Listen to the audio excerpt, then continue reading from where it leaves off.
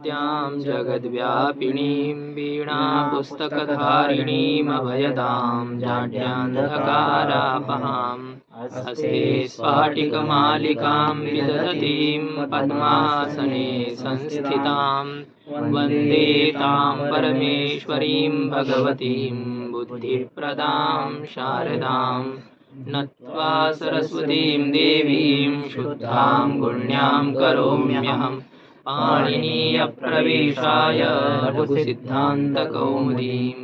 ॐ शान्तिः शान्तिः शान्तिः। केवल समास की चर्चा हम लोगों ने की। केवल समास का मतलब जहाँ पर अव्ययी भाव, तत्पुरुष, बहुव्रीहि, द्वंद्व इन विशेष संज्ञाओं से रहित जो समास उसे केवल समास कहते हैं। वैसे सभी समासों का संग्रह करने वाला एक श्लोक है। सभी मतलब केवल समास नहीं है उसमें, लेकिन अव्यय भावादि सभी समासों का संग्रह करने वाला एक श्लोक है। द्वंद्वोऽस्मि द्विगुरपि च, द्वंद्वोऽस्मि द्विगुरपि च, गृहे च मे सततमव्ययी भावः,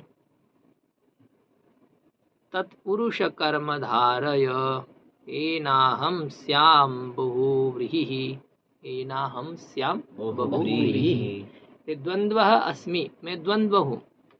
द्वंद्व मतलब मैं जोड़ा हूँ, हम दोनों पति पत्नी हैं। द्वंद्वः अस्मि पहला समास होगा, द्वंद्व अस्मि। द्विगुरपि च और द्विगुः, द्वौ गावौ यस्य मम स अहं सोहम द्विगुः। दो बैल है मेरे पास, हम दोनों हैं और हमारे पास दो बैल हैं। बेचारे किसान खेती करने वाले ऐसे हैं। तो द्वंद्व है और द्विगु है। और गृहे च में सततम अव्ययी भाव, मेरे घर में हमेशा अव्ययी भाव है। अव्ययी भाव, व्यय का अर्थ होता है खर्चा, व्यय का अर्थ खर्चा। मेरे यहाँ कभी खर्चा नहीं होता है। न व्ययी भाव, अव्ययी भाव, व्यय न होना है मेरे घर में, खर्चा नहीं होना है। खर्चा क्यों नहीं होता है? क्योंकि है ही नहीं ना, क्या खर्चा करेंगे? पैसा हो तो खर्चा करना है। तो गृहे च में सततम अव्ययी भाव, मेरे घर में हमेशा व्यय का अभाव है। जैसे वो सुशीला कही थी ना सुदामा जी को, आपके मित्र को मेरा एक संदेश सुनाना कि हम बहुत भाग्यशाली हैं, क्योंकि दुनिया के लिए 15 दिन के बाद में एक एकादशी आती है, लेकिन हमारे घर में रोज एकादशी होती है। क्यों एकादशी होती है?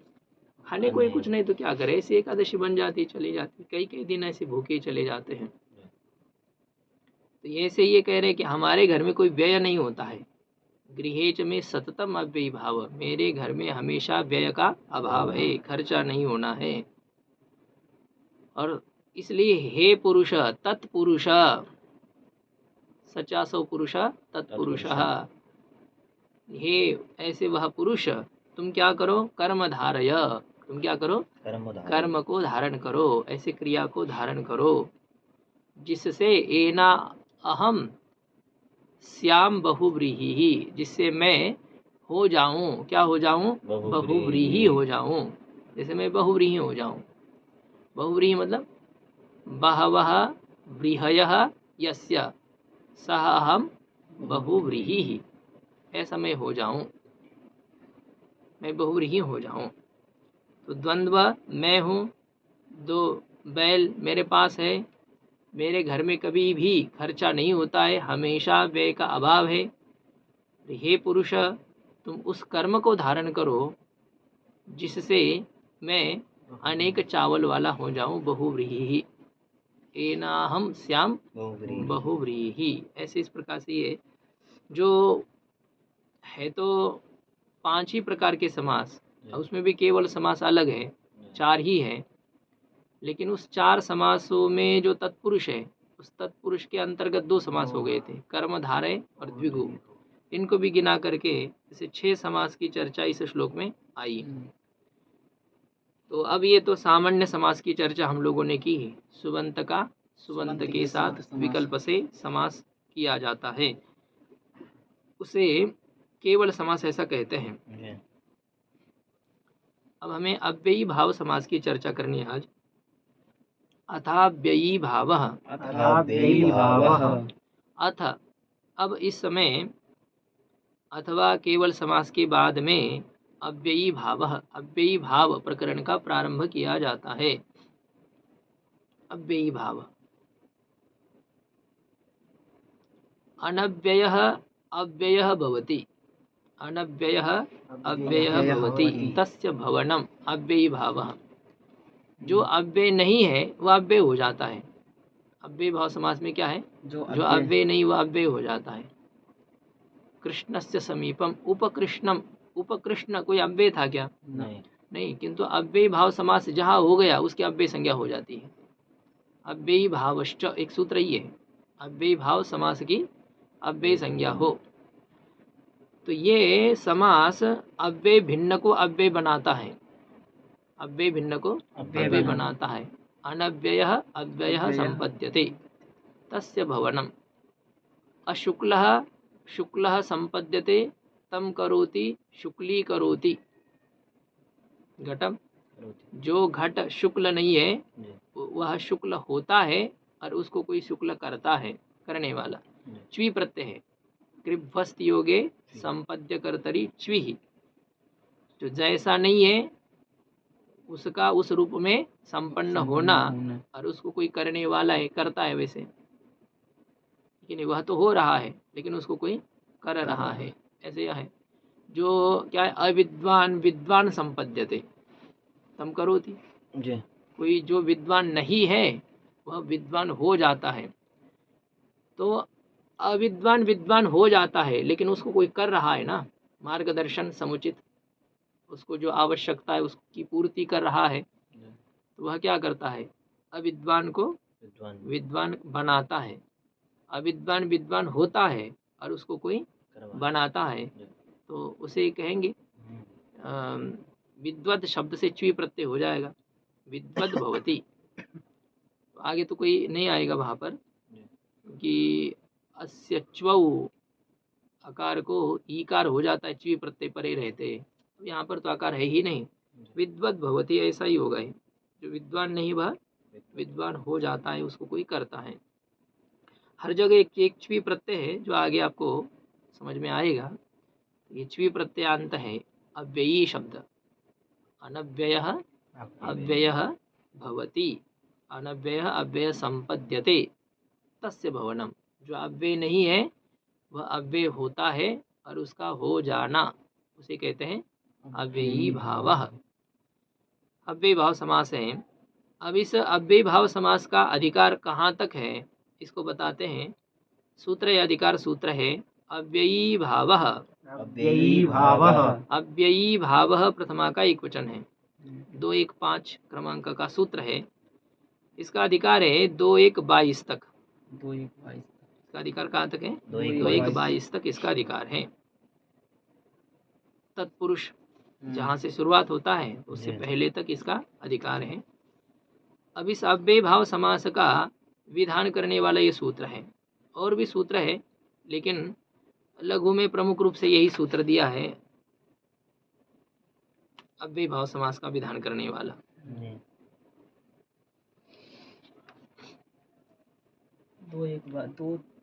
एक और भी है वैसे, नदी भिष्ट सूत्र आगे वाले पृष्ठ पर जो आएगा वह भी है एक अव्ययी भाव का। इसमें अव्ययी भाव समास में प्रायः पूर्वपद अव्यय रहता है। अव्ययी भाव समास में प्रायः पूर्वपद अव्यय रहता है। तो अव्यय का विभक्त्यादि अर्थों में विद्यमान सुबंत के साथ, या विभक्त्यादि अर्थ में विद्यमान जो सुबंत, विभक्त्यादि अर्थ में विद्यमान जो अव्यय, विभक्त्यादि अर्थ में विद्यमान जो अव्यय, उसका समर्थ सुबंत के साथ समास हो, उसका क्या हो जाएगा? समर्थ सुबंत के साथ। समर्थ आपको बोला था कि जहाँ पदों को आकांक्षा के माध्यम से एक दूसरे के साथ पदों का संबंध होता है। स्वार्थ पर्यवसायी पदानाम आकांक्षादि वशात परस्पर अन्वयः व्यपेक्षा। व्यपेक्षा भाव सामर्थ्य का लक्षण था अपने अर्थ का बोधन करने वाले जो पद हैं, पद अपने अपने अर्थ का बोधन करते हैं, दूसरे वाले पद के अर्थ का बोधन दूसरा पद नहीं करता है। घट पद कभी सफेद इस अर्थ का बोधन नहीं करेगा। शुक्ल पद कभी घट अर्थ का बोधन नहीं करेगा। यदि आगे घट पद न हो तो शुक्ल घटः, तब शुक्ल पद घट पद का बोधन, घटार्थ का बोधन कर रहा है। कोई भी पद दूसरे अर्थ का बोधन नहीं कर सकता है। कोई भी इंद्रिय अन्य इंद्रिय का कार्य करती है क्या? नहीं करती। तो पद भी अन्य अर्थ का बोधन नहीं करता है। स्वार्थ में ही, अपने अर्थ के बोधन में ही चरितार्थता है जिन पदों की, ऐसे पदों का आकांक्षादि के कारण से परस्पर संबंध होना। आकांक्षा के कारण से ये पद उस पद के साथ जुड़ जाता है। इसी को कहते हैं व्यपेक्षा भाव सामर्थ्य। तो ऐसे जब समर्थ हो, यह पद उस पद को चाहता है, वह पद इस पद को चाहता है, तो क्या होगा? समास होगा। अव्यय का ऐसे समर्थ सुबंत के साथ समास होगा। देखिए सूत्र, ये लंबा सूत्र है। इस अव्यय भाव समास का विधान करने वाला, अव्ययम विभक्ति समीप समृद्धि वृद्ध्यर्था भावात्यया संप्रति। बोलिए। अव्ययम विभक्ति समीप समृद्धि विद्यर्था भावात्यया संप्रति। संप्रति पर आवाज आ गया खाली। शब्द प्रादुर्भाव पश्चाद्यथानुपूर्व्य, शब्द प्रादुर्भाव पश्चाद्यथानुपूर्व्य अनुपूर्व्य योगपद्य सादृश्य संपत्ति साकल्यान्त वचनेषु। योगपद्य सादृश्य संपत्ति साकल्यान्त वचनेषु। अव्ययम विभक्ति समीप समृद्धि वृद्ध्यर्था भावात्यया संप्रति शब्द प्रादुर्भाव पश्चाद्यथानुपूर्व्य योगपद्य सादृश्य संपत्ति साकल्यान्त वचनेषु। सूत्र है। इसमें अव्ययम प्रथमा का एक वचन है और बाकी पूरा सप्तमी का बहुवचन है। विभक्ति समीप समृद्धि वृद्ध्यर्था भावात्यया संप्रति शब्द प्रादुर्भाव पश्चाद्यथानुपूर्व्य योगपद्य सादृश्य संपत्ति साकल्यान्त वचनेषु। अंत शब्द तक द्वंद्व समास है। विभक्तिश्च समीपश्च समृद्धिश्च वृद्धिश्च अर्थ। जैसे को अर्थ कितने देखना है? विभक्ति, समीप, समृद्धि, वृद्धि, अर्थाभाव, अत्यय का अर्थ नाश, असंप्रति अनुचितता। संप्रति का अर्थ उचित है और असंप्रति अनुचित। शब्द प्रादुर्भाव, शब्द का प्रकाश होना, प्रसिद्ध होना। और पश्चात, यथा, यथा के अर्थ बताएंगे आगे। आनुपूर्व्य का अर्थ होता है क्रम। अनुपूर्वे है भाव आनुपूर्व्यम, क्रम होता है। इससे छोटा वह, उससे छोटा वह, उससे छोटा वह, ऐसा जो क्रम है। आगे योगपद्य, युगपद भाव योगपद्यम, एकदम ऐसे, अथवा युगपद एवं योगपद्यम, एक साथ। कोई आ जाए तो पहले कोई आया, पीछे कोई आया, ऐसा नहीं। एक साथ कोई दोनों आ जाए आपकी दृष्टि के सामने, अरे अकस्मात आप दोनों भी एक साथ यहाँ पर पधारे, जैसे होता है। योगपद्य। आगे सादृश्य, संपत्ति, साकल्य और अंत, ऐसे 16 अर्थ हैं। तो इनमें द्वंद्व समास करना है। अंताह, यहाँ तक अंताह। और फिर उच्चन्ते इति वचनानि, उच्चन्ते इति वचनानि, जिनको कहा जाता है उन्हें वचन कहेंगे। वाच्य, वचन शब्द का अर्थ क्या है? वाच्य। अंताः च तानि वचनानि अंतवचनानि। विभक्ति समीप समृद्धि वृद्ध्यर्था भावात्यया संप्रति शब्द प्रादुर्भाव पश्चाद्यथानुपूर्व्य योगपद्य सादृश्य संपत्ति साकल्यांताः च तानि वचनानि। साकल्यांत वचनानि, पहले द्वंद्व समास किया और आगे कर्मधारय समास किया। और तेषु वचनेषु, तो अर्थ मतलब ये हो रहा है कि विभक्ति वाच्य होने पर, विभक्ति अर्थ वाच्य, विभक्ति से विभक्ति का अर्थ लेना है। विभक्ति प्रत्यय है ना, विभक्ति संज्ञा किसकी होती है? हाँ, किसकी विभक्ति संज्ञा होती है विभक्तिष्ठ सूत्र से? सुप्तिंगो विभक्ति विभक्ति संज्ञा संज्ञा प्रत्यय की होती है, सुप प्रत्यय और तिंग प्रत्यय की विभक्ति संज्ञा होती है। अब प्रत्यय ग्रहणे तदंत ग्रहण होता है, यहाँ पर प्रत्यय के अर्थ का ग्रहण करना है हमें।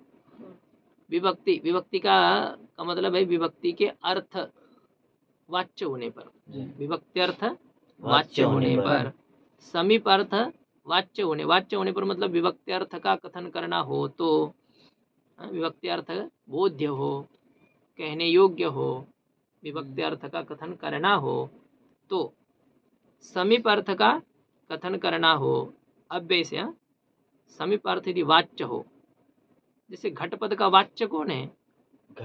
घड़ा, घटपद का वाच्य। जिस पद का उच्चारण करने पर जिस अर्थ का निश्चित रूप से भान हो, निश्चित रूप से प्रतीति हो, वह उस पद का वाच्यार्थ कहा जाता है। प्रातिपदिक अर्थ वाच्यार्थ है। दंड है, दंड पद का वाच्यार्थ क्या है? यह है, दंड पद का उच्चारण करने पर इस अर्थ का ज्ञान हमें होता है। तो इसलिए दंड पद का वाच्यार्थ कौन है? ये दंड पद का वाच्यार्थ यह है। दंड पद इस अर्थ का बोधन करता है, दंड का उच्चारण करने पर इस अर्थ का ज्ञान हमें होता है। ऐसी है कंबल, इस शब्द का उच्चारण करने पर इस अर्थ का बोध होता है, और लेखनी शब्द का उच्चारण करने पर इस अर्थ का बोध होता है। तो लेखनी पद का वाच्यार्थ है कलम, और पुस्तक पद का वाच्यार्थ है ये पुस्तक। तो ऐसे विभक्त्यार्थ यदि वाच्य हो, अव्यय का अर्थ कौन हो? विभक्त्यार्थ। विभक्त्यार्थ का यदि कथन करना हो, समीप अर्थ यदि वाच्य हो, समीप अर्थ का कथन करना हो, समृद्धि, ये सब एक एक का विचार हमें करना भी है आगे फिर से। समृद्धि का अर्थ होता है संपन्नता, अर्थ का बोधन करना हो। वृद्धि, वृद्धिया रिद्धि के विपरीत होता है वृद्धि, मतलब समृद्धि का अभाव, समृद्धि का न होना, विपन्नता, तो इसको कहेंगे वृद्धि। समृद्धि के विपरीत कौन होती है? वृद्धि, बहुत उन्नति, और दूसरी होती है अवनति। उन्नत होना, अवनत होना, ऊपर चढ़ना, नीचे गिरना, ऐसा जो होता है वृद्धि, ऐसे ही है। वृद्धि तो वैसे अगर लोक में देखा जाए, वृद्धि तो ऐसे होती है वृद्धि बढ़ना है। हाँ, वृद्ध वो धातु नहीं, यहाँ पर वृद्धि मतलब यहाँ वी उपसर्ग पूर्वक रिध है। विगता रिद्धि, वृद्धि चली गई है वृद्धि। रिद्धि, रिद्धि यानी रिद्धि सिद्धि नहीं कहते। गणेश जी की पत्नियों का नाम क्या है? रिद्धि सिद्धि, रिद्धि री, उसमें वी उपसर्ग जोड़ेंगे तो वृद्धि हो जाता है। वृद्धि, वो वृद्धि नहीं है, वृद्धि अलग है, वृद्धि अलग है, इसमें यकार जुड़ा हुआ है, ठीक है ना? वृद्धि, हाँ, वृद्धि, वृद्ध धातु से 3 प्रत्यय करते वृद्धि जो बनता है उसका अर्थ है बढ़ना। वृद्धि ये थोड़ा सा अलग है, इसमें यह जुड़ा हुआ है। केवल व को री जोड़ेंगे तो वृद्धि होगा, और व को य फिर रिद्धि जोड़ना है तो वृद्धि होता है। 3 शब्द अलग अलग है। ये जो है ना, ये एक शब्द है, ये तो हमारा यहाँ का शब्द है वृद्धि। दूसरा होता है वृद्धि, तीसरा होता है रिद्धि। जैसे यह है, वृद्धि का अर्थ है बढ़ना, क्या अर्थ है? बढ़ना, और इसका अर्थ है समृद्धि। सम उपसर्ग जुड़ जाता है तो यही समृद्धि कहती है। और ये जो वृद्धि है, वृद्धि का अर्थ होता है समृद्धि का अभाव, समृद्धि का अभाव। अभाव मतलब यहाँ पर ये आ जाएगी विपन्नता, अवनति, गिरना, पतन होना, यह है, होता रहता है। कभी किसी की उन्नति है, कभी किसी की अवनति है, कभी कांग्रेस का काल है, कभी भाजपा का काल है। तो जो ऊपर है वो दूसरे गिरे हुए रहते हैं, जो दूसरे ऊपर आ जाते हैं तो पहले वाले गिर जाते हैं, चलता रहता है ऐसे।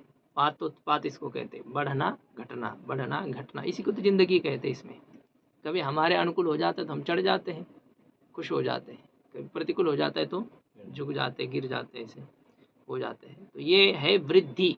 वृद्धि का अर्थ समृद्धि का अभाव। फिर इसके बाद में है अर्थाभाव। अर्थाभाव का मतलब होता है पदार्थ का अभाव, किसी भी पदार्थ का अभाव। मच्छर का अभाव है क्या? अभी मच्छर नहीं है। अभी मच्छर नहीं है। आप चाहे जहाँ सो जाइए, मच्छर नहीं काटेंगे।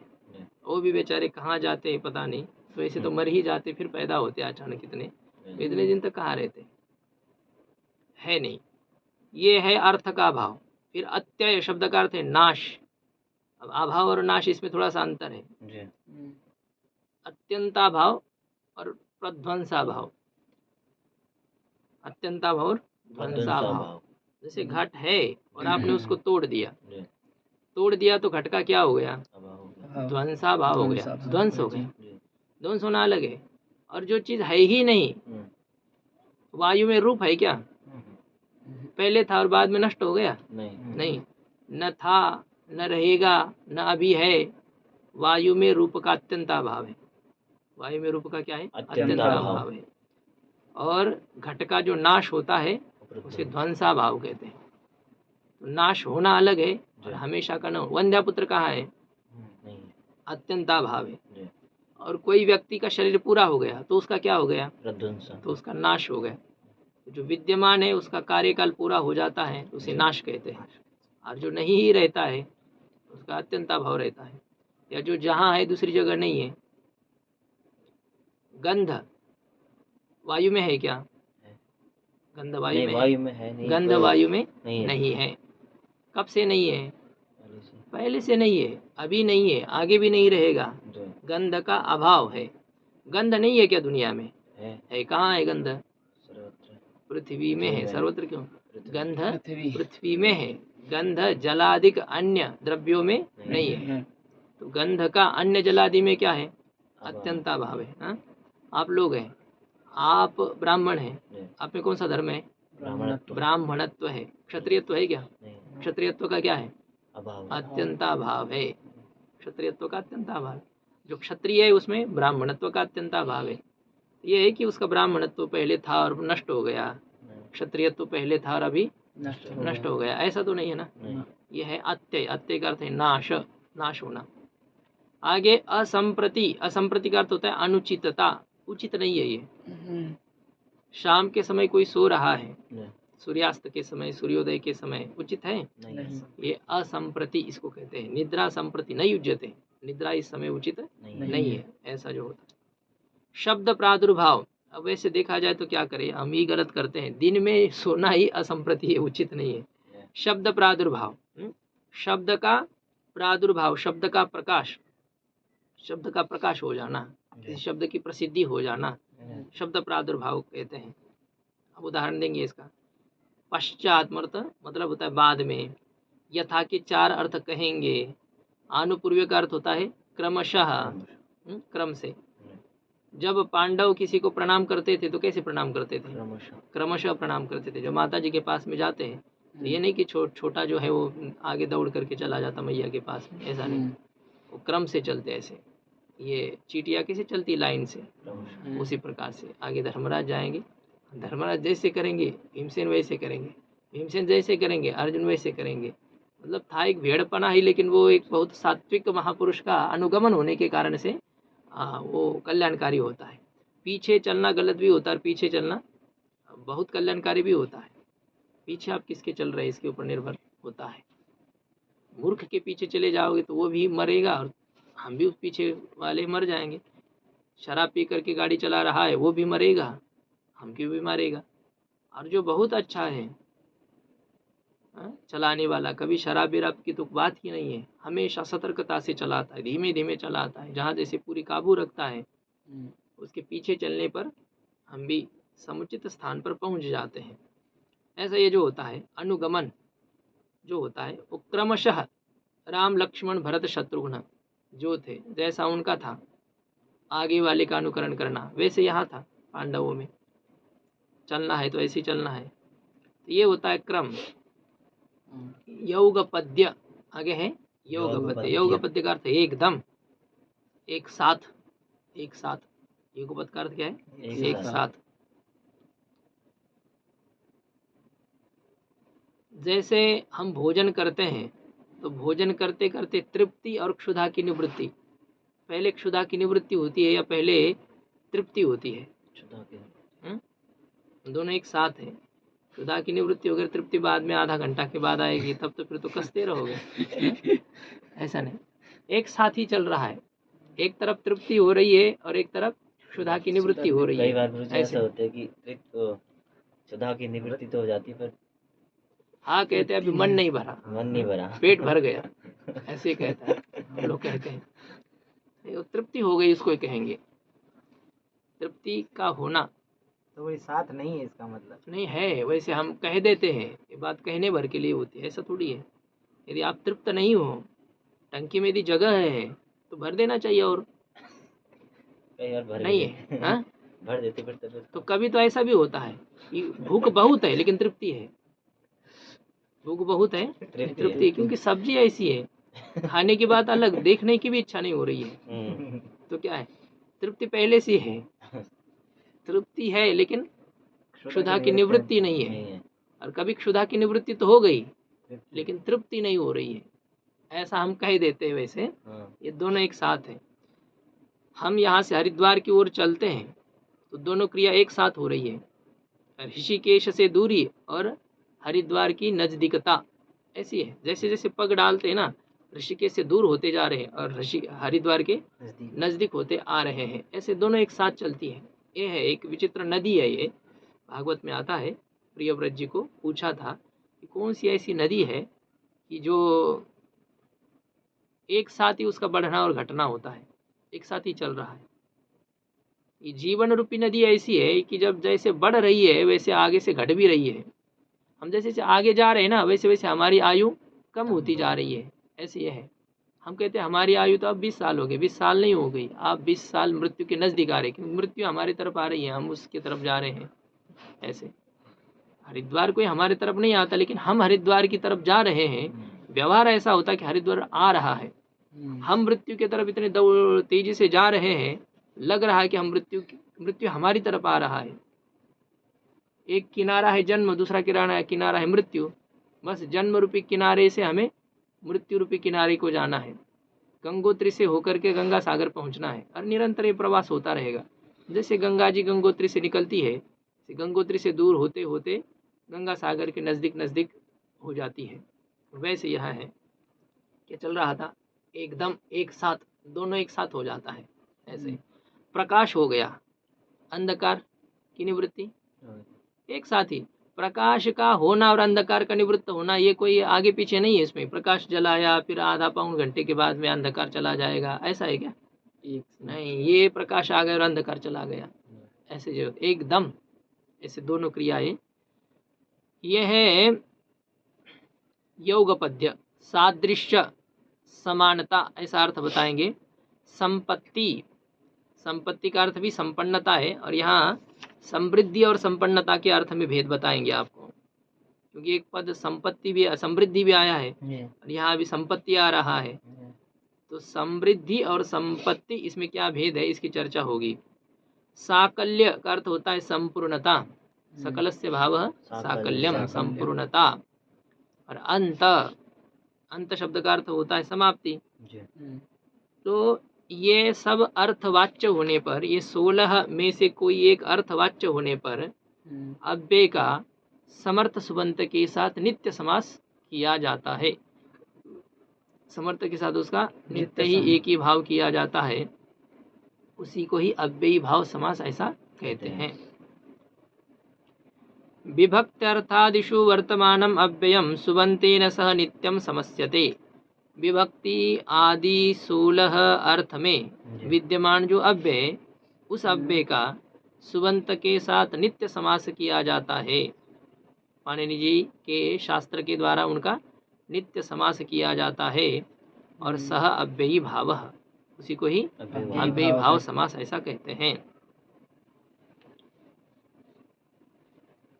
अब ये जो अव्यय भाव समास है, जो कि अव्यय का समास हो रहा है, इसमें वृत्ति है तो विग्रह वाक्य होना चाहिए। वृत्ति के अर्थ को प्रकाशित करने वाला विग्रह वाक्य होना चाहिए, किंतु कहते प्रायेण अविग्रहो नित्य समासः। प्रायः विग्रह रहित है, ये जो समास है नित्य समास है ना, अव्यय भाव। जी। और नित्य समास की क्या खूबी होती है, क्या विशेषता होती है, क्या वैशिष्ट्य है नित्य समास में? तो कह रहे हैं कि इसमें विग्रह वाक्य नहीं रहता है। नित्य समास में विग्रह वाक्य नहीं होता है। प्रायः विग्रह वाक्य से जो रहित हो उसे नित्य समास कहते हैं। विग्रह वाक्य किसे कहते हैं? विग्रह किम, देखना नहीं चाहिए, ऐसा थोड़ी होता है। अब यही है तो यही पर खिसकने लग जाओगे तो कैसे होगा? हाँ,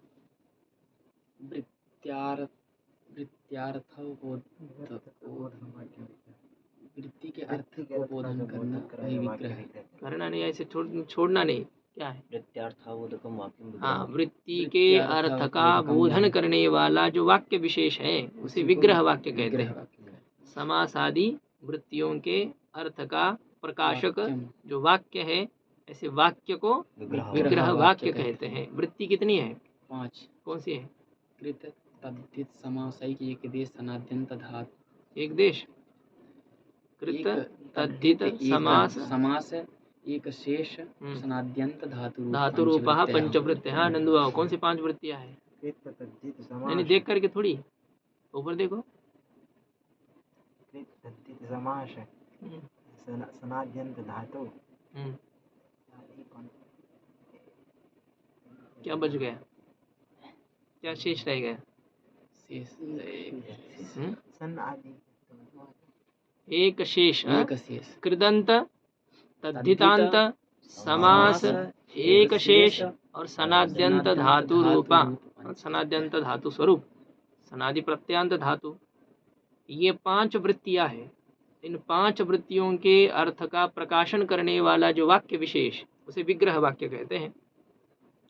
लेकिन नित्य समास उसे कहते हैं कि जो प्रायः विग्रह वाक्य से रहित हो, जिसका लौकिक विग्रह न हो। पहले तो ऐसे कह दिया, हाँ, प्राय अविग्रह का मतलब लौकिक विग्रह इसका नहीं होता है, इसका लौकिक विग्रह नहीं होता नित्य समास में। वैसा है, उसको खोलेंगे तो वही उसका वो नित्यता भंग हो जाएगी। जैसे राज्ञ पुरुष, ये विग्रह वाक्य है। राज पुरुष ये समास है, तो राज पुरुष समास अनित्य है, इसलिए क्या है, उसका विग्रह वाक्य भी होता है। यदि ये नित्य समास होता ना तो इसका विग्रह वाक्य नहीं रहता। नित्य समास का विग्रह वाक्य नहीं होता। उन्मत्त गंगम, इसका विग्रह वाक्य नहीं है, क्योंकि जो वाक्य देंगे वो तो फिर वाक्य जो होगा उससे समास की अनित्यता का सूचन होगा। समास क्या होगा, ये उसमें क्या होगा, समास की अनित्यता हो जाए। क्योंकि देखो ना, राज पुरुष समास है, राज्ञ पुरुष ये विग्रह वाक्य है ना। ये विग्रह वाक्य से यह पता चलता है कि समास अनित्य है। यदि लौकिक विग्रह वाक्य होगा तो इसका मतलब होगा कि आप समास कर भी सकते हैं, समास नहीं भी कर सकते हैं। समास कर सकते नहीं कर सकते मतलब समास अनित्य है। लेकिन नित्य समास ऐसा होता है कि वहाँ समास करना ही है, वहाँ विग्रह वाक्य नहीं रहेगा, तोड़ करके आप नहीं कह सकते हैं, वैसा ही कहना होगा। से नित्य समास कहा जाता है। उपकृष्णम, ये जो है इसका विग्रह वाक्य नहीं करना है आपको, कृष्ण से उप ऐसा नहीं है, लौकिक विग्रह इसको नहीं होता है। लोक में जिसका प्रयोग किया जाए ऐसा विग्रह वाक्य नहीं होता है। लेकिन यह होगा कि यदि इसको विग्रह वाक्य न हो तो हम कैसे समझे इसके अर्थ को, अर्थ का प्रकाश कैसे होगा, अर्थ का ज्ञान हमें कैसे होगा? क्योंकि वृत्ति के अर्थ का प्रकाश करता है ना विग्रह वाक्य। बल्ब न हो तो हम कैसे पंक्तियों को देखेंगे, सूर्य न हो तो हम दुनिया को कैसे देखेंगे। ऐसे ही विग्रह वाक्य न हो तो हम इस समास के अर्थ को कैसे जानेंगे। तो इसलिए कहा है कि दूसरा लक्षण किया कि प्रायेण अस्वपद विग्रह वा। नित्य समास का क्या लक्षण है? प्रायेण, अधिकतर, अस्वपद विग्रह, स्वपद से जिसका विग्रह न हो। समास के घटकीभूत जो पद हैं, जिन पदों में आप समास कर रहे हैं, उन पदों से जिसका विग्रह वाक्य न हो, उन पदों से जिसका विग्रह वाक्य न हो। जिन पदों में समास है उन्हीं पदों का विग्रह वाक्य में श्रवण न होता हो, उसे अस्वपद विग्रह कहते हैं। राज्ञ पुरुष, इन 2 पदों में समास हो रहा है, इन्हीं 2 पदों का विग्रह वाक्य में श्रवण हो रहा है कि नहीं? हो रहा है। विग्रह वाक्य क्या है यहाँ पर? राजपुरुष, इस समास में विग्रह वाक्य क्या है?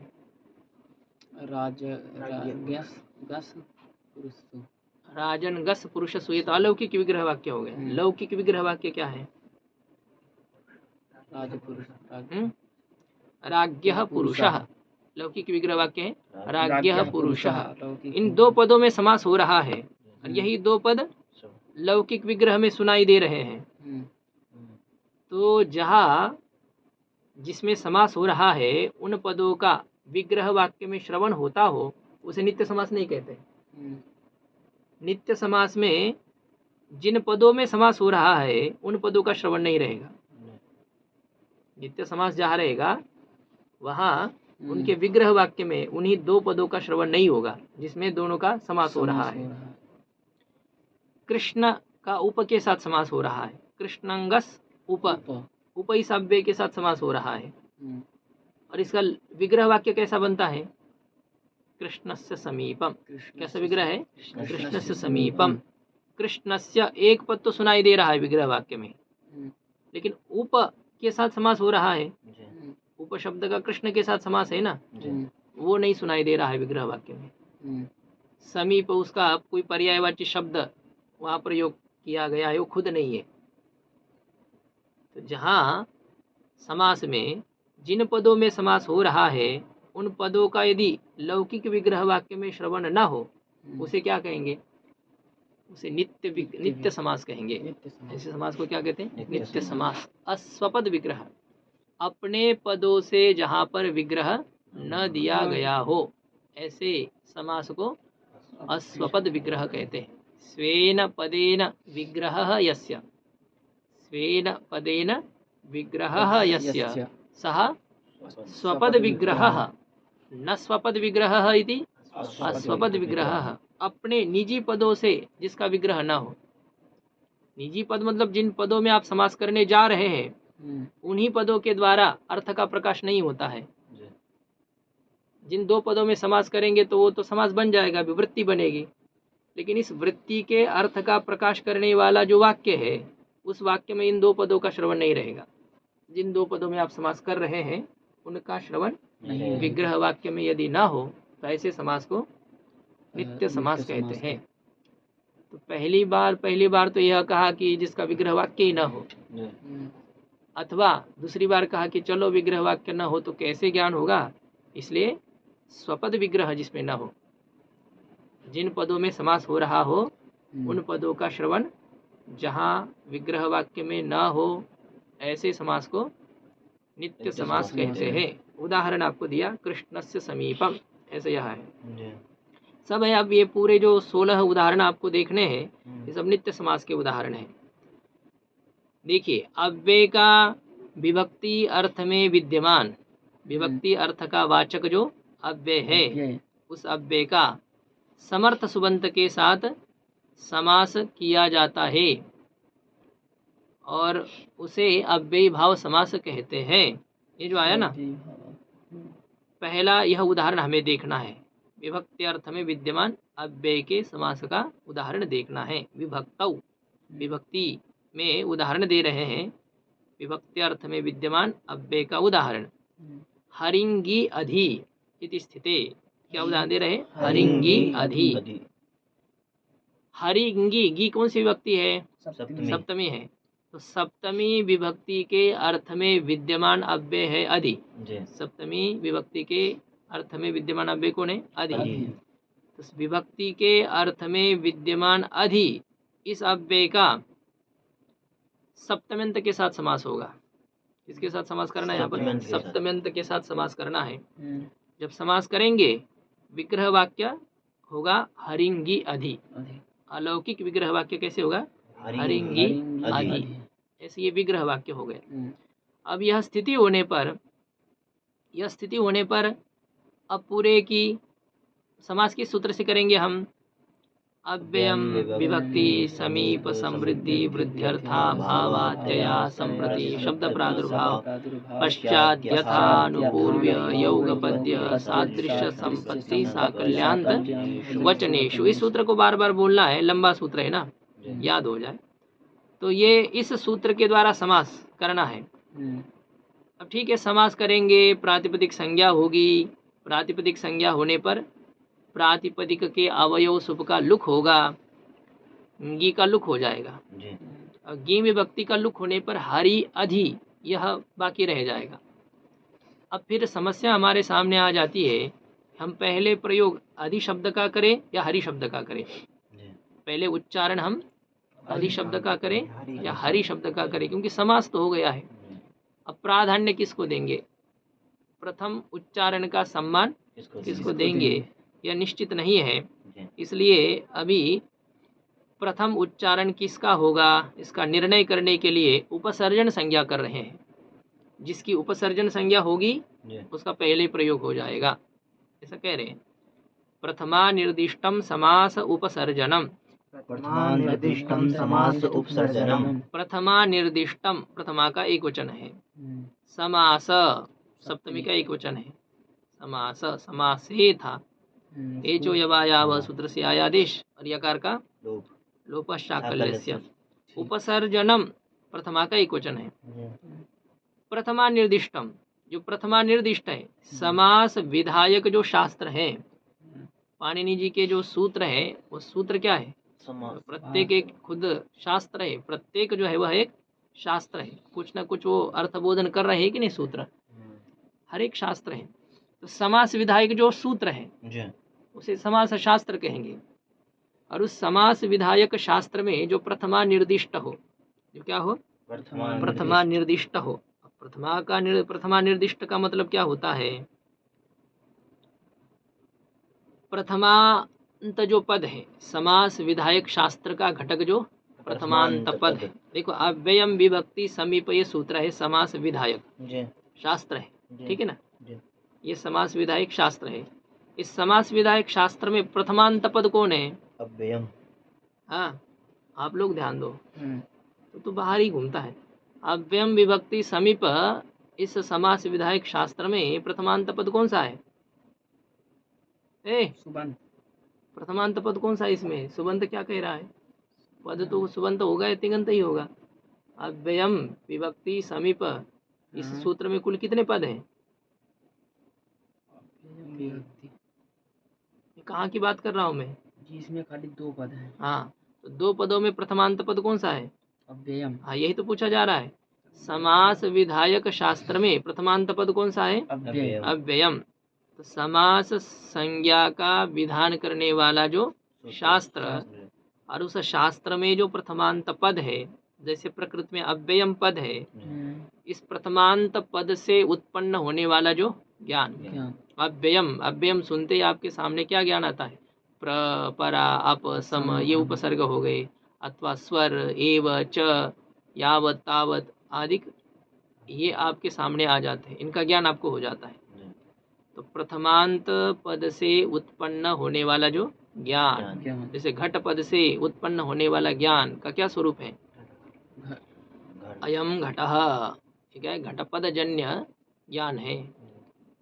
ऐसे प्रथमांत पद है अव्ययम, इस प्रथमांत पद जन्य ज्ञान है अव्यय। ऐसा कोई पराधिक अव्यय, ये आपकी बुद्धि में आ जाते हैं, ध्यान दीजिए।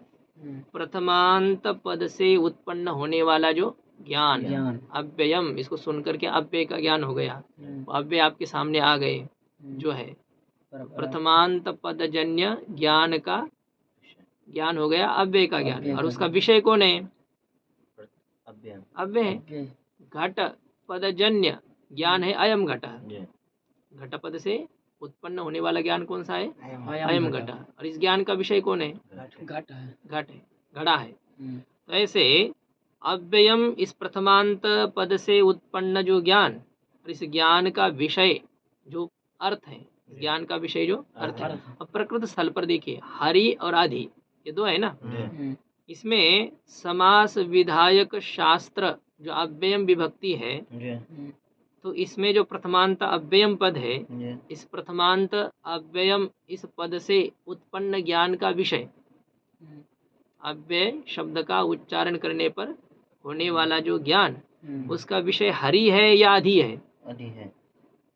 इसमें से अव्यय कौन है दोनों में से, अधि अधि है ना, जी। तो अव्यय शब्द का उच्चारण करने पर हमें हरि विषय का ज्ञान होगा या अधि विषय का ज्ञान होगा? अधिविषय। अधि विषय ज्ञान हो गया, जी। मतलब प्रथमांत पद हम्म, जन्य ज्ञान का विषय कौन हो गया? अधि। अधि। तो वही जो अधि है, इस अधि को ही कहेंगे प्रथमा निर्दिष्ट। अधि क्या हो गया? प्रथमा निर्दिष्ट हो गया।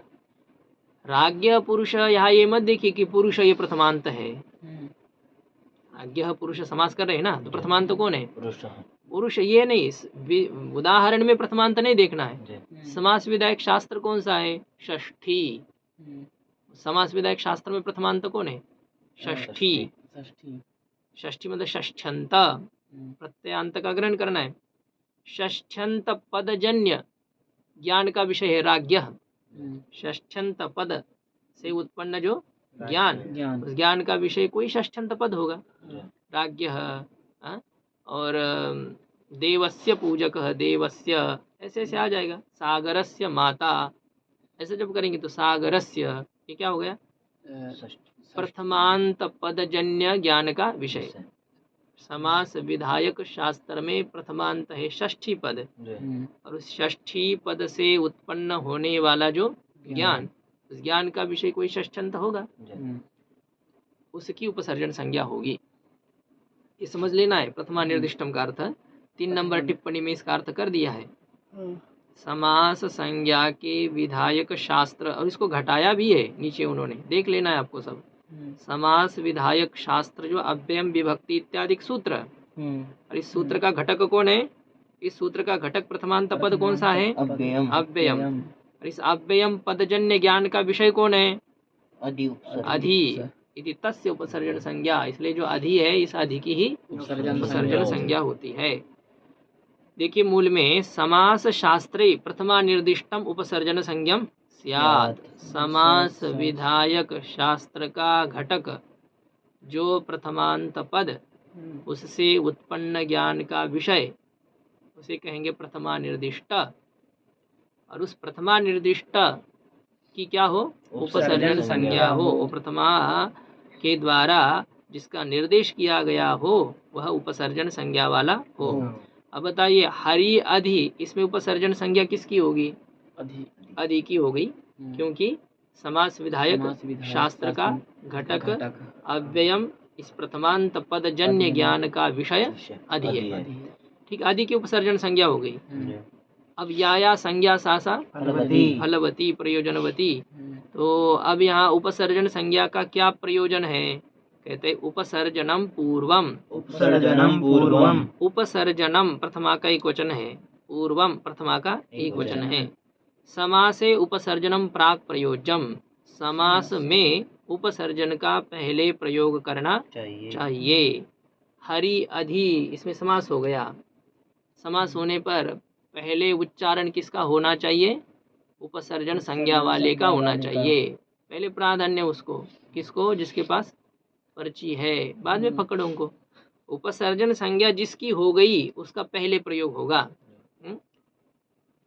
तो उपसर्जन संज्ञा प्रकृत स्थल पर किसकी हो चुकी थी? अधि की। हाँ, हरिंगी अधि, इस स्थिति में अधि की उपसर्जन संज्ञा हो गई, और इसलिए उपसर्जन संज्ञा वाले का पहले प्रयोग होना चाहिए। तो पहले उच्चारण किसका करेंगे हम? अधि का। हाँ, तो लिखा है देखो, इति अधेः प्राक प्रयोग। इस प्रकार से अधि शब्द का पहले प्रयोग होगा। ठीक है ना? अधि शब्द का पहले प्रयोग होने पर क्या स्थिति बनेगी? अधि हरि। अब वैसे तो अभी ये लुक दिखा रहे हैं, बाकी तो लुक पहले भी हो चुका है। हरि अधि हरिंगी, अधि हरिंगी। अब समास हो चुका है। समास होने से सबकी प्रातिपदिक संज्ञा है कृतद्धित समासाष्ट सूत्र से। अब प्रातिपदिक संज्ञा का क्या प्रयोजन है? सुपो धातु प्रातिपदिकयो हो, प्रातिपदिक के अवयव सुप का लुक, सुपो लुक लिखा है, सुप का लुक हो गया। सुप का लुक होने पर क्या स्थिति रह गई? अधि हरि स्थिति रह गई, अधि हरि। अब अधि हरि की प्रातिपदिक संज्ञा है कि नहीं? अधि हरिंगी की प्रातिपदिक संज्ञा थी, अब गी चला गया, तो अधि हरि की प्रातिपदिक संज्ञा रहेगी? रह जाएगी। कैसे? एक देश विकृतस्य अनन्यत्वात्, एक देश में विकार होने पर भी वह अन्य न होने के कारण से। छिन्ने पुच्छे श्वा श्वा। श्वा एव न तो गर्दभः। पूछ काटने पर या कटने पर कुत्ता कुत्ता ही रहता है, गधा नहीं होता है। एक देश में विकृति होने पर भी भिन्नता न आने के कारण से अधिहरि की प्रातिपदिक संज्ञा है।